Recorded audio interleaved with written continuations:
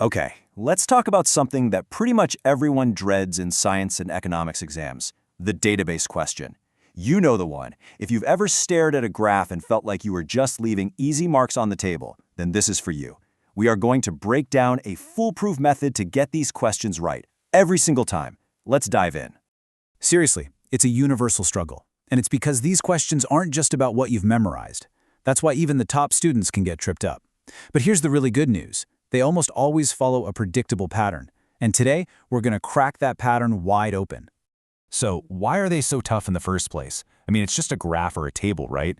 Well, the real challenge is that they demand a very specific mix of skills. Skills that, honestly, you're almost never taught all at once. It really just boils down to these three things. You have to be able to look at the data and see what it's actually saying. Then, you've got to connect that to the big ideas, the theory you've been learning all year. And finally, you have to package all of that into an answer that the examiner can easily give marks to. Most of us are pretty good at one or two of these, but doing all three together, under pressure, that's the real game. But what if I told you there was a simple, easy-to-remember framework that could guide you through literally every single database question? Well, there is. We call it READ, and trust me, it's about to become your new secret weapon. So what is the READ framework?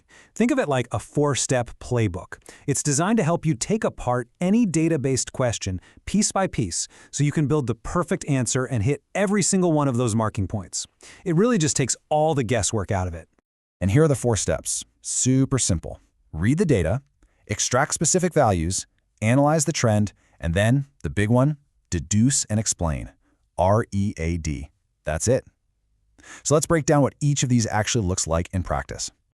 All right, let's put this thing into action. We're going to go through each step one by one, starting with R. First up, R is for read. Now, I know this sounds obvious, but you'd be amazed how many people skip this.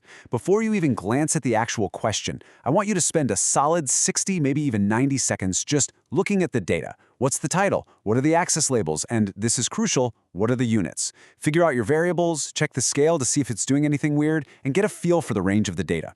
I promise you, this one simple step will stop you from making so many silly mistakes down the line. Okay, next is E for extract. This is all about precision. When a question asks you to state something from the graph, they mean it. Look at the difference here. Saying the rate was about 4 or 5 gets you exactly 0 marks, but saying at 30 degrees Celsius the rate was 4.5 millimoles per minute, that's full marks. You have to pull the exact number, with its units. Get a ruler out if you have to. Be that precise. Now we're at A, analyze. This is where you zoom out a little. You're not just looking at one point anymore, you're describing the story that the data is telling. What's the overall pattern? What's the relationship between the variables here? And here's a pro tip for structuring that analysis. A perfect description has 3 parts. First, the direction. It increased, then decreased, or it plateaued. Second, you quantify that change. Don't just say it increased. Say it increased from 2.1 to 8.7. See the difference? And finally, if there's a weird point that doesn't fit the pattern, you point it out. Mention that anomaly. Put those 3 things together and you've got a rock-solid, high-scoring analysis. And finally, we get to D for deduce and explain.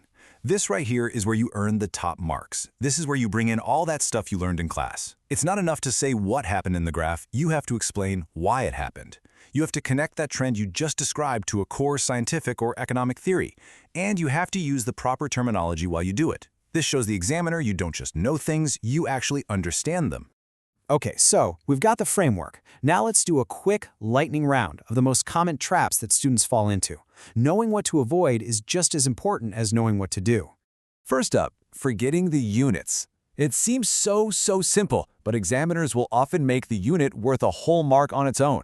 It's the easiest point to get and the absolute worst point to lose. So always double-check your units. Oh, this is a big one. You have to be so careful with your language. Just because 2 things happen at the same time doesn't mean one caused the other. So instead of saying X causes Y, it's much safer to say something like, the data shows a positive correlation between X and Y. It's a subtle change, but it's a critical one. Look, if a question says using the data, that's not a suggestion, it's a command. It means you absolutely must quote specific numbers and units from the graph in your answer. Just explaining the general theory isn't enough. You have to ground your explanation in the evidence right in front of you. You see that one data point that looks kind of weird and doesn't fit the curve? Don't ignore it. Pretending it's not there is a mistake. Actually acknowledging it, saying something like, "The point at 25 degrees appears to be an anomaly," shows the examiner that you're a sophisticated thinker who's really analyzing the data properly. So with all these traps, how do you make sure you haven't fallen into one? Well, you do one final check before you move on. And it's amazing. A quick review like this can probably catch about 80% of the common errors people make. It might just be the most valuable 2 minutes you spend in the whole exam. And here it is. This is your final safety net. Before you turn the page, just quickly ask yourself these questions. Did I quote data with units? Yep. Did I describe the overall trend? Check. Did I connect it back to the theory? Did I use the right keywords? And, the big one, did I actually answer every single part of the question? Running through this simple checklist can literally save your grade. So there you have it. When you combine the READ framework with that final check, you're not just randomly answering a question anymore. You're systematically taking it apart and building a perfect response from the ground up. You're in control. So the only question left is, are you ready to go out there and claim every single one of those marks?